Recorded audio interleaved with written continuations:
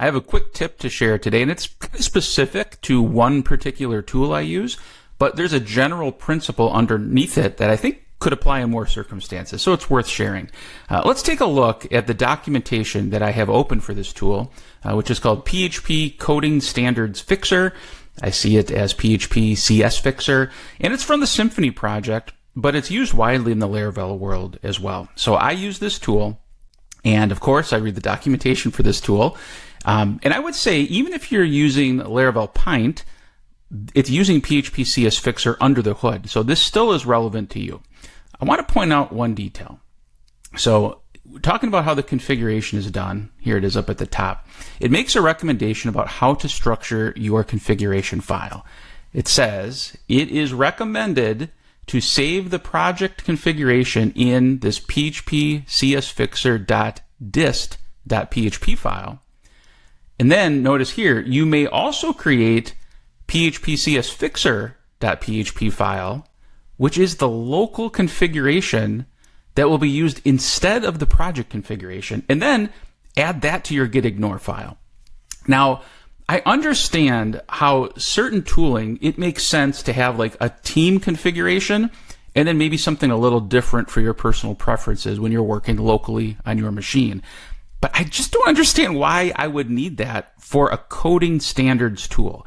If you have a reason for that, I'd love to hear from you in the comments. But I made the decision after reading this. I understand the recommendation, and I see how it could be useful for other tools. In fact, I use this approach for other tools. But we ultimately made the decision because coding standards have to be enforced at the project level.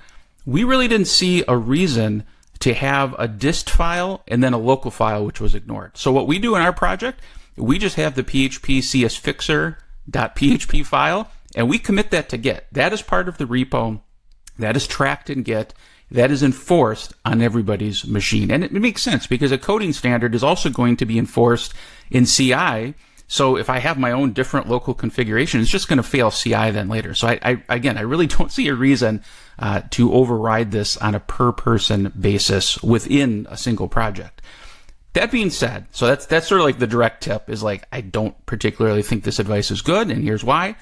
But the underlying tip is really two principles. Number one, read the documentation for the tools that you use. And I would go a step further and to say if you use a tool like Pest or Pint, which is like a thin wrapper around another tool like PHP Unit or PHP CS Fixer, I would read both the documentation for that wrapper tool as well as for the underlying tool, which is powering most of the functionality. So that's one principle. The second principle is read the docs, understand them. Generally speaking, I follow the recommendations. I like to stick with the defaults, but it's your project. You have to decide how you're going to use that tool. So these documentation notes, I view them as a recommendation. It's what maybe the project author does.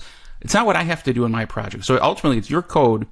You have to decide how you want to use the tool. So keep those two things in mind for the various tools that you use in your PHP and Laravel projects.